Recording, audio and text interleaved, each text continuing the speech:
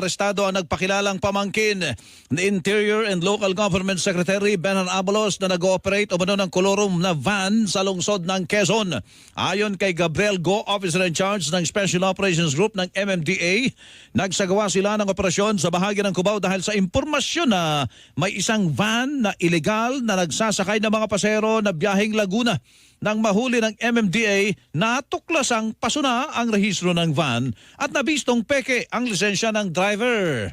Upon further apprehension, ito po ay napara natin at nahuli po natin na talaga pong nagsasakay and confirm na meron pong mga pasahero na nagbabayad patungong Laguna.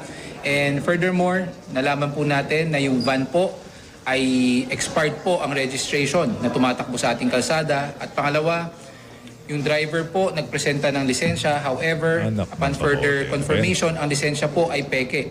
Daming violation pare.